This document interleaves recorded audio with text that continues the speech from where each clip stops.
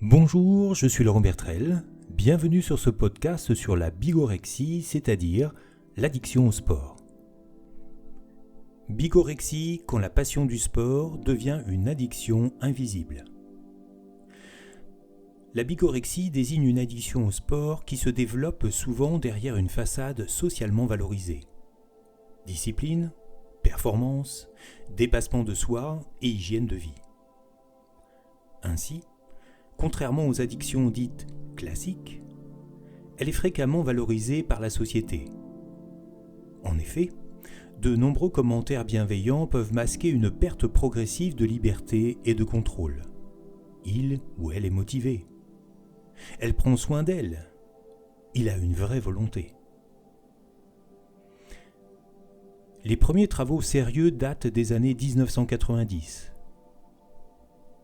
Notamment ceux de Szabo, 1995, et de Griffiths, qui ont conceptualisé l'évolution d'une pratique sportive de coping adaptatif vers une dépendance comportementale. À ce propos, l'article scientifique « L'addiction au sport, d'une passion à son emprise » analyse cette dérive subtile de la passion à la compulsion. La transition est progressive, insidieuse et rarement détectée par l'entourage ou par la personne elle-même. Les prévalences observées, ce qui n'est qu'une toute petite partie de la population sportive, varient entre 3 et 7% des pratiquants ou des pratiquantes réguliers ou régulières. Source Hausenblas and Downs, 2002. Pour les personnes concernées, les conséquences peuvent être graves.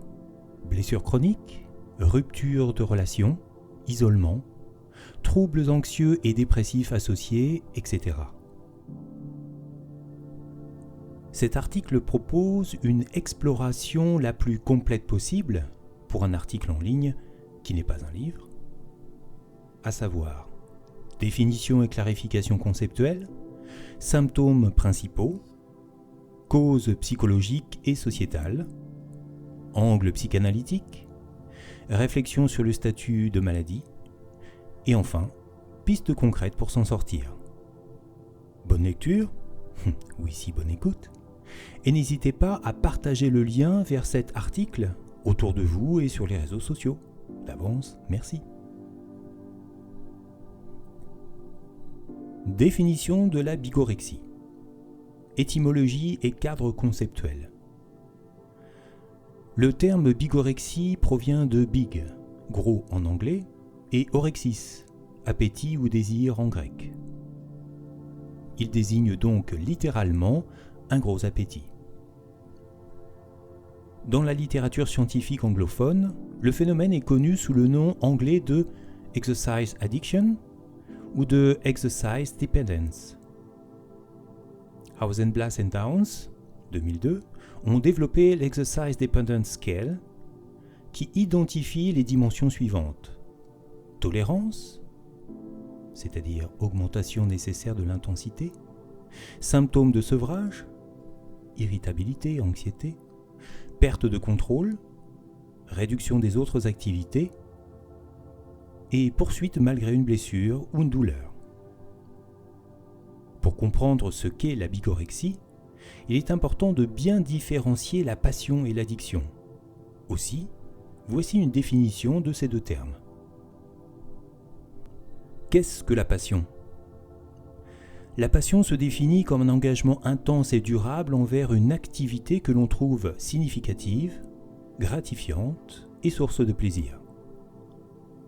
Dans le domaine du sport, la passion se manifeste par un désir spontané de s'entraîner, d'apprendre, de progresser, mais toujours dans le respect de ses limites personnelles et de ses autres obligations. Elle nourrit l'identité de la personne sans la contraindre, c'est-à-dire que le ou la passionné choisit de pratiquer et peut interrompre son activité sans ressentir de détresse majeure.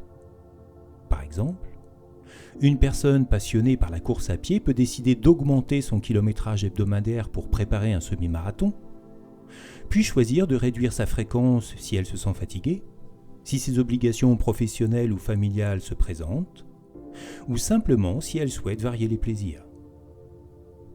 L'engagement reste libre, flexible et associé à du plaisir plutôt qu'à une obligation. La passion est également caractérisée par une motivation intrinsèque, l'activité est pratiquée pour elle-même, non pour un gain externe, capacité d'adaptation, le ou la passionnée ajuste son programme en fonction de ses besoins et de son bien-être, absence de mal-être immédiat en cas de pause, l'arrêt temporaire ne génère ni anxiété extrême, ni culpabilité paralysante. Ainsi, la passion permet un équilibre psychique où l'investissement dans le sport ou dans toute autre activité contribue à l'épanouissement plutôt qu'à la souffrance. Qu'est-ce que l'addiction ? L'addiction, en revanche, est caractérisée par une perte de contrôle progressive et une compulsion à poursuivre un comportement malgré des conséquences négatives. Dans le contexte sportif, la bigorexie en est un exemple, puisque le sport cesse d'être uniquement source de plaisir pour devenir une nécessité psychique et pas seulement physique, comme on l'entend souvent. Ainsi, la personne dite bigorexique, ou dite en situation d'addiction, ressent une pression interne constante pour s'entraîner, et chaque interruption déclenche anxiété, irritabilité, agressivité ou encore culpabilité.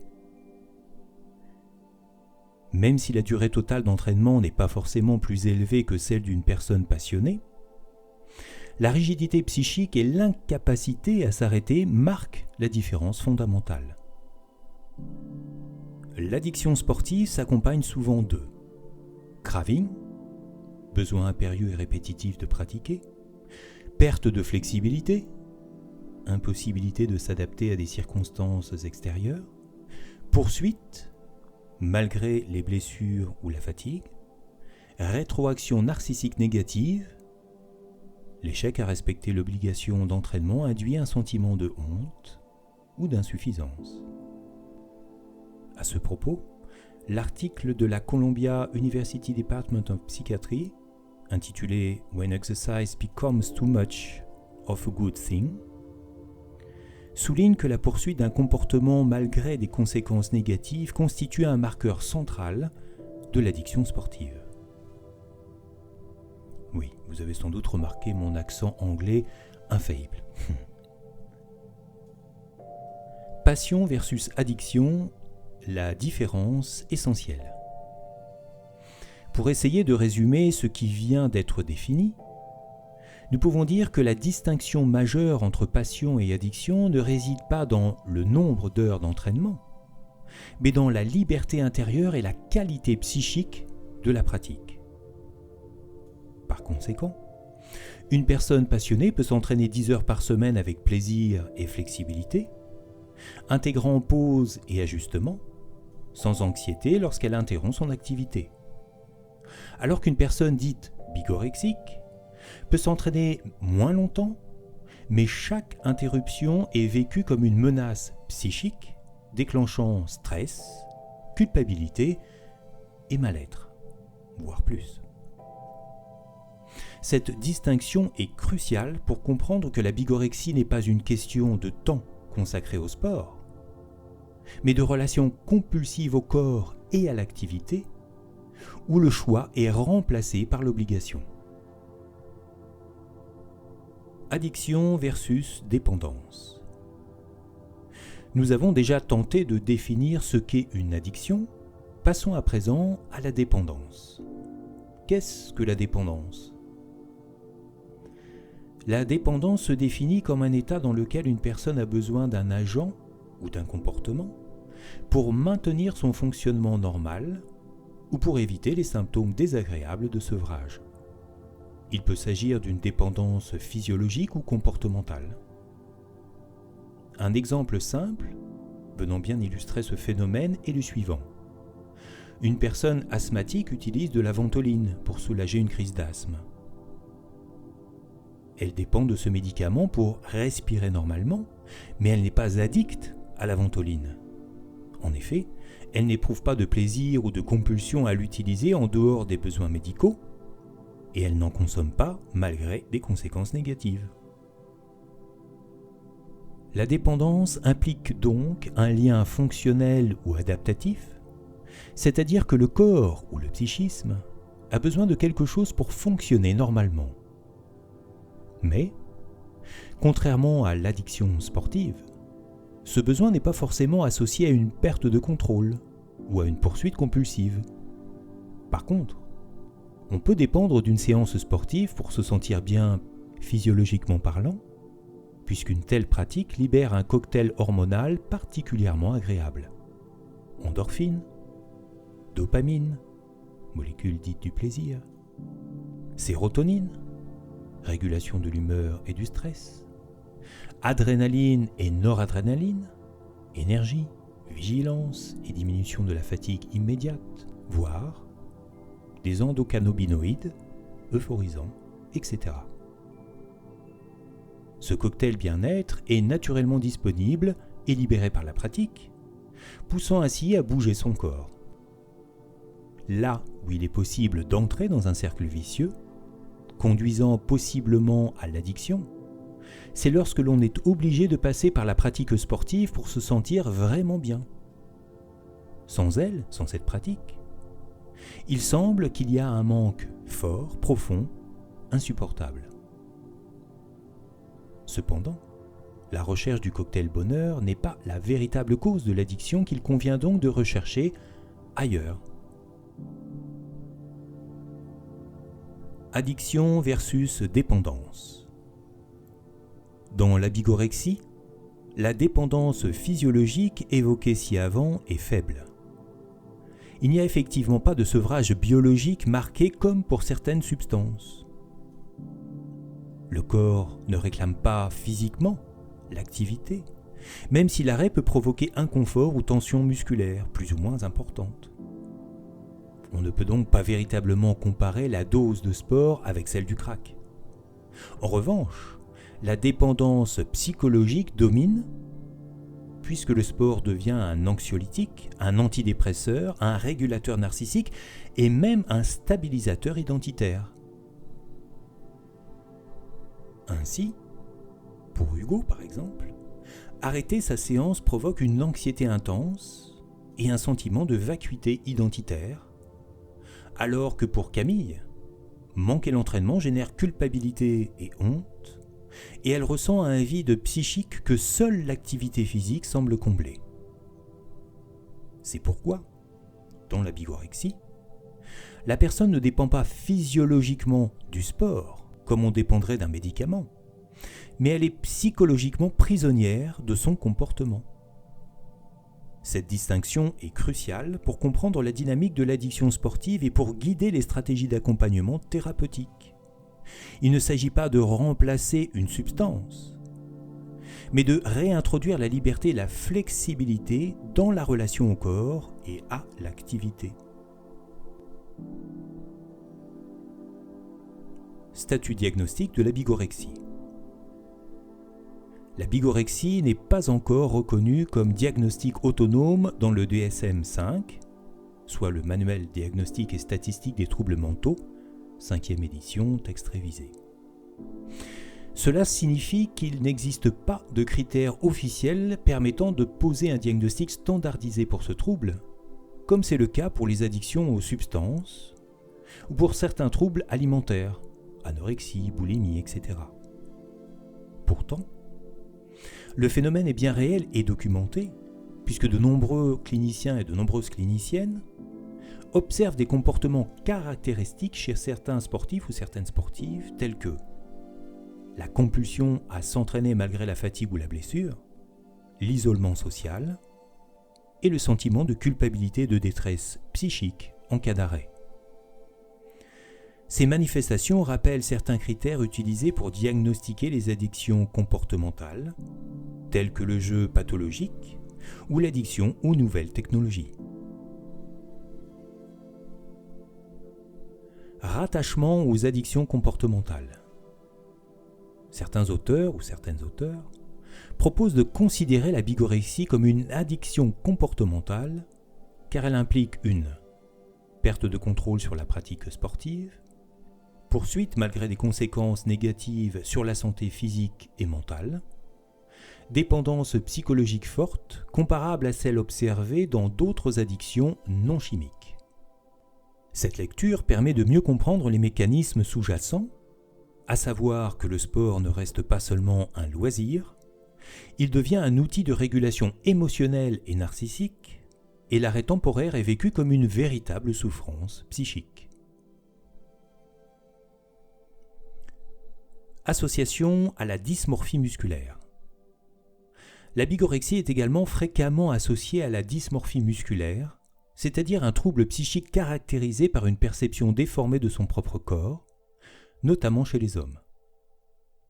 C'est pourquoi les individus concernés se voient toujours trop petits ou insuffisamment musclés, même après un entraînement intensif, développent une obsession pour le volume et la définition musculaire, sont vulnérables à l'anxiété et à la dévalorisation de soi si leur corps ne correspond pas à leur idéal.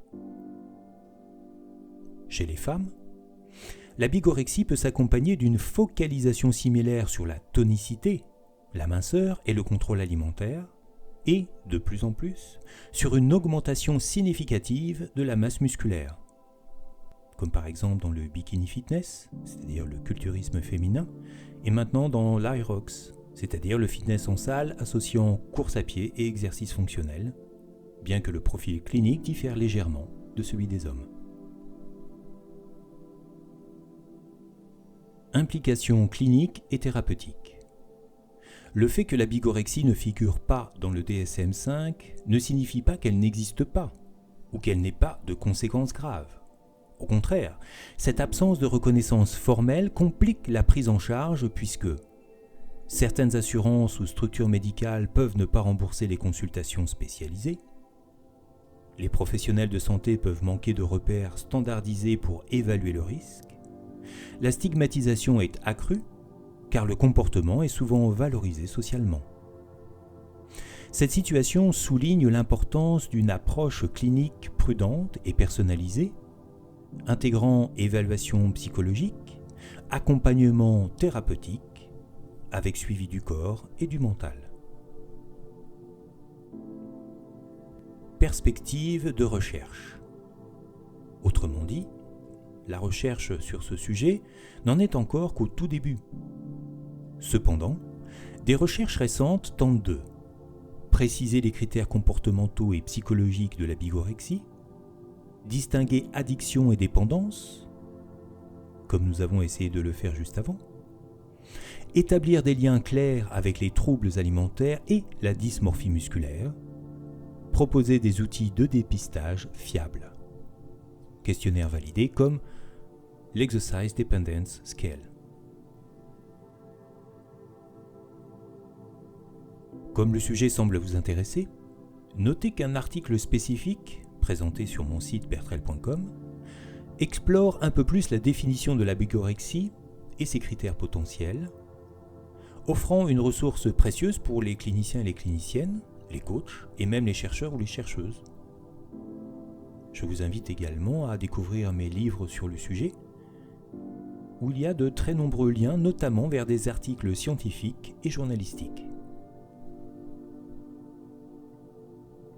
Les principaux symptômes. Synthèse des symptômes. Les principaux symptômes régulièrement identifiés sont les suivants. Perte de contrôle progressive, culpabilité et anxiété si-arrêt, isolement social, craving, irritabilité, blessures répétées ignorées, etc. Là encore, pour un inventaire plus complet, rendez-vous dans l'article Bigorexie symptômes se trouvant sur mon site bertrel.com. Vignette. Pour illustrer notre propos, voici une mini-vignette clinique, celle d'Hugo, 26 ans. Hugo commence la musculation à 20 ans après une rupture amoureuse. Rapidement, il augmente les séances de 3 à 6 par semaine.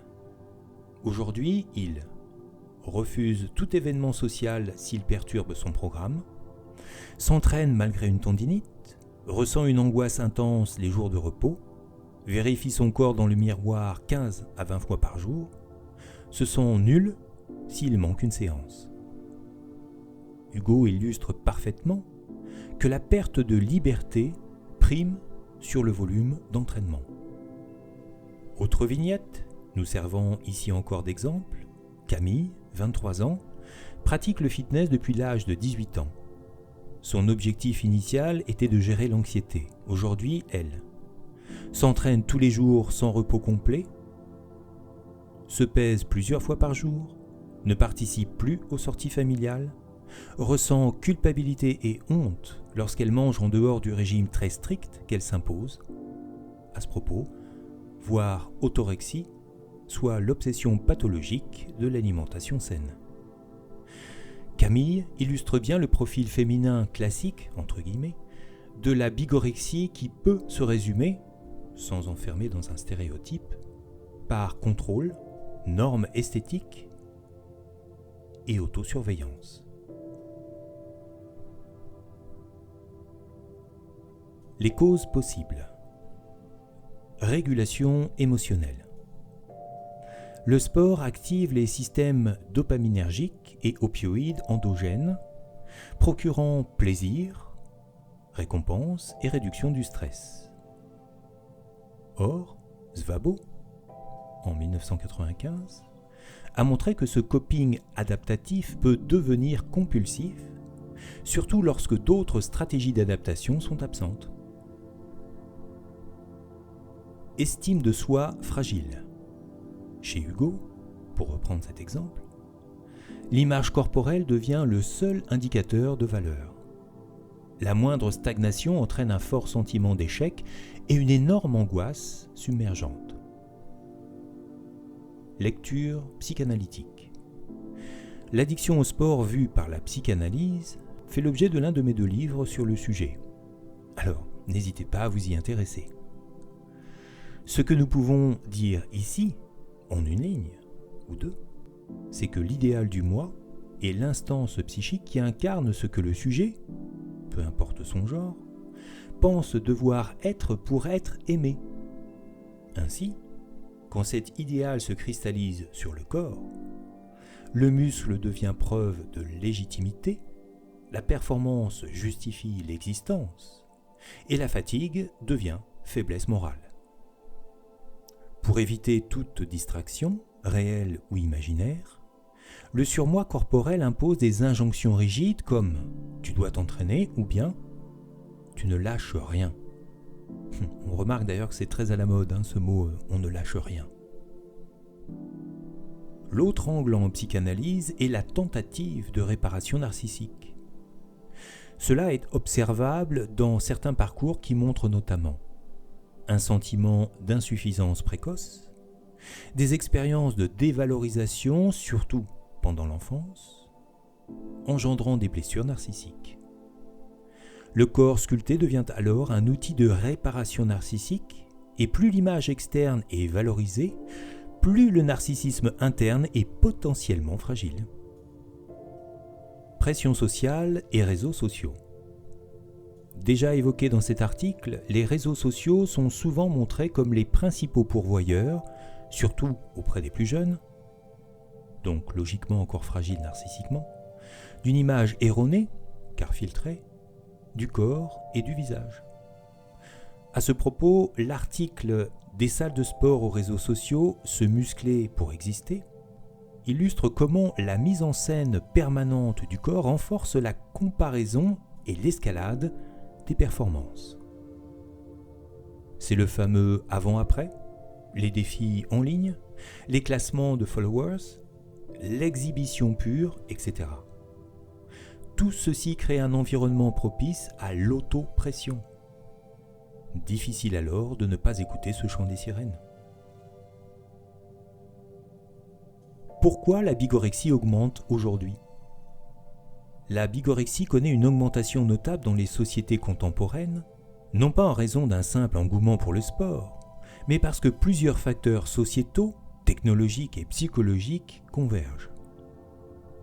Tout d'abord, la culture de la performance néolibérale valorise l'efficacité, la discipline et l'auto-optimisation. Dans ce contexte, le corps devient un outil et un indicateur de réussite. Le muscle sculpté, la résistance ou l'endurance sont perçus comme le reflet d'une volonté solide et d'une maîtrise de soi exemplaire. Cette injonction sociale, subtile et perverse, transforme la pratique sportive, qui était autrefois plaisir ou bien-être, en obligation morale invisible.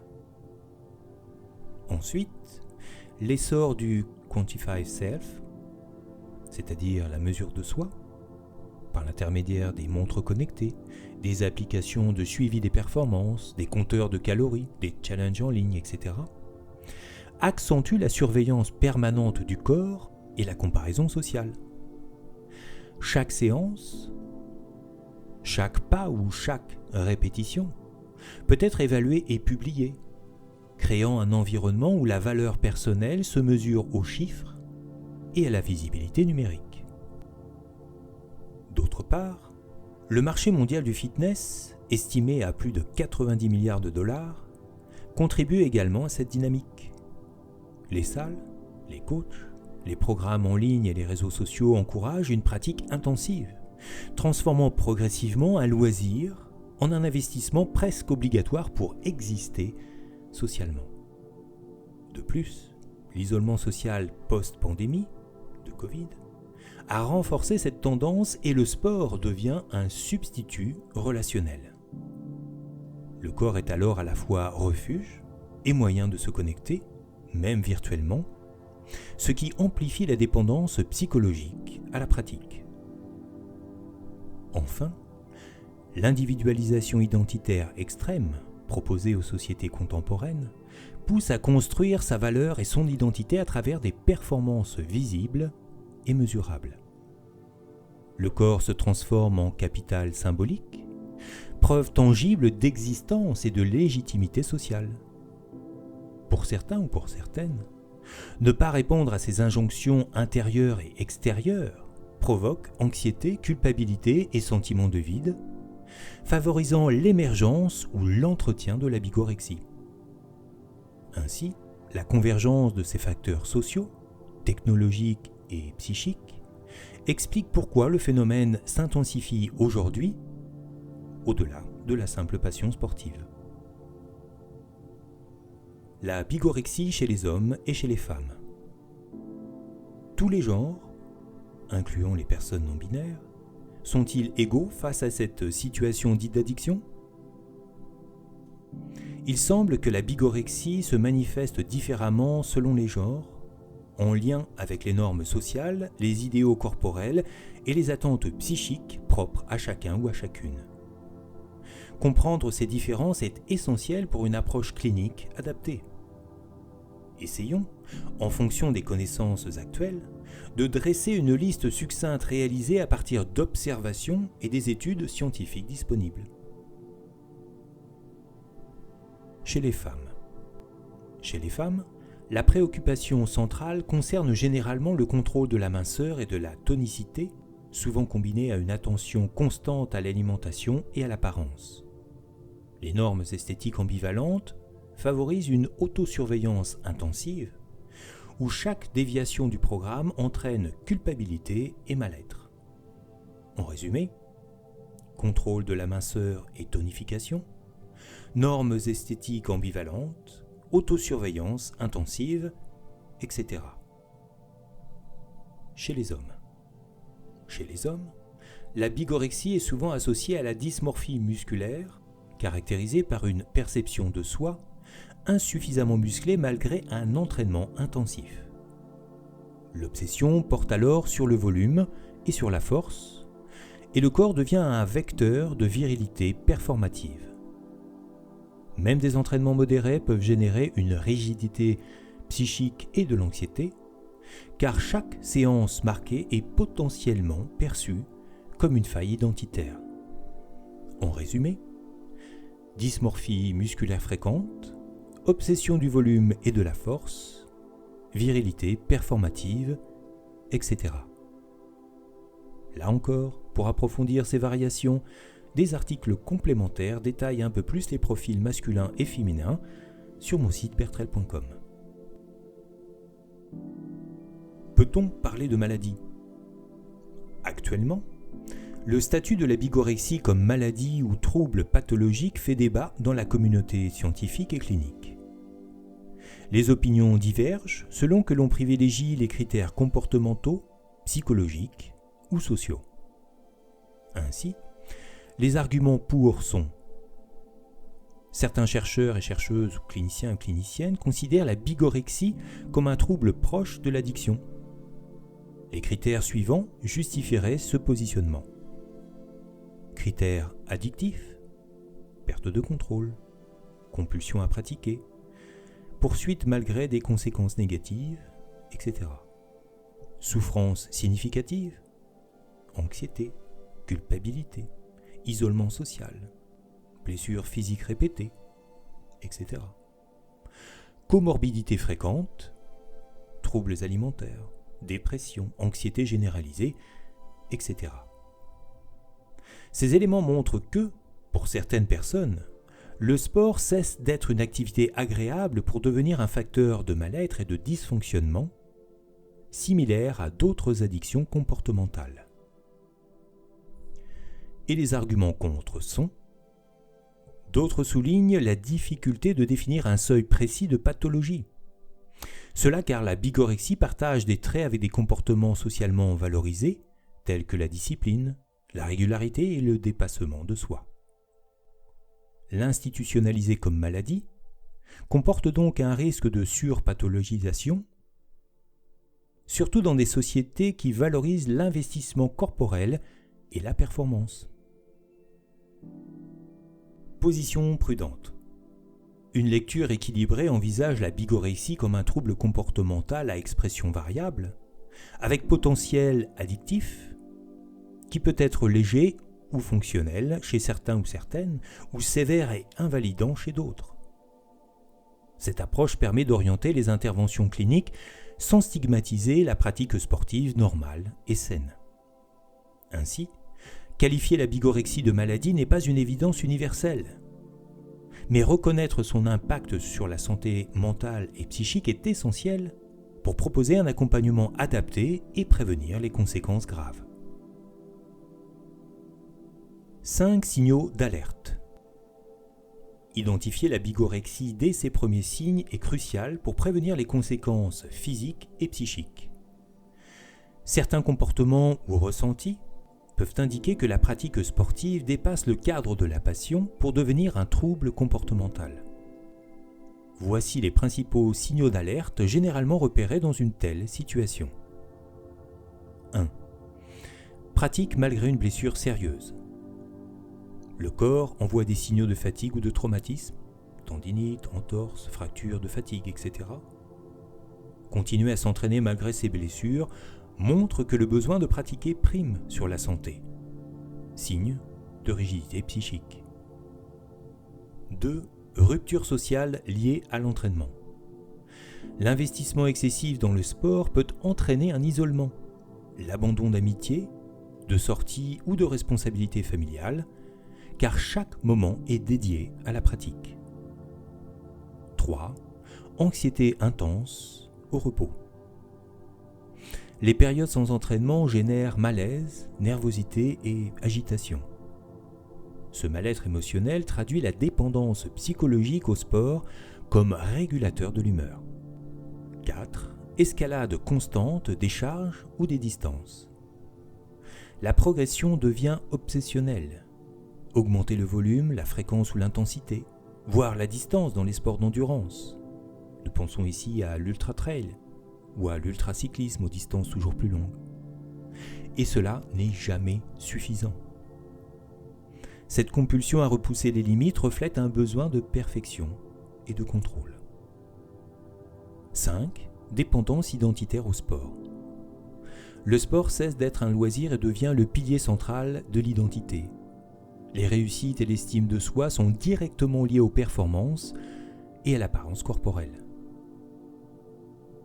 Tous ces signaux, et il y en a d'autres, sont des indicateurs importants pour orienter un accompagnement adapté, qu'il soit thérapeutique ou par coaching spécialisé, avant que le trouble n'entraîne des conséquences durables sur la santé physique et mentale. Comment s'en sortir ? Prise de conscience. Se libérer de la bigorexie commence souvent par une prise de conscience personnelle. Par exemple, Hugo réalise qu'il commence à rater des événements sociaux importants à cause de son entraînement quotidien. Cette rupture avec la vie sociale déclenche chez lui une réflexion sur l'équilibre entre son sport et ses relations personnelles. De même, Camille ressent honte et isolement face à son obsession pour le contrôle de son corps, ce qui l'amène à consulter une ou un psychologue spécialisé.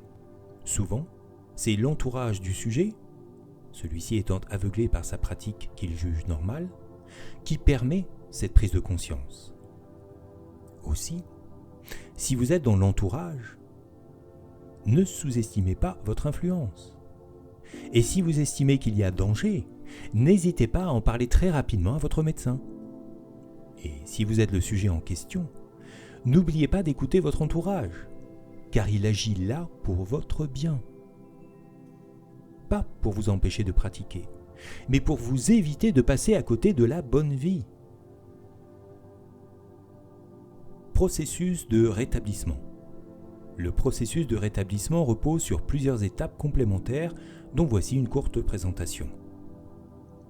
Identifier la fonction psychique du sport. Comprendre comment la pratique sert à réguler l'anxiété, l'estime de soi ou le sentiment d'existence. Déconstruire l'idéal du moi corporel. Questionner les injonctions internes et sociales qui imposent un corps parfait. Restaurer la pluralité identitaire. Réinvestir d'autres sphères de la vie, relations, loisirs, travail, etc. Accompagnement spécialisé. Thérapie cognitivo-comportementale, les fameuses TCC. Approche psychodynamique, coaching expert, psychanalyse.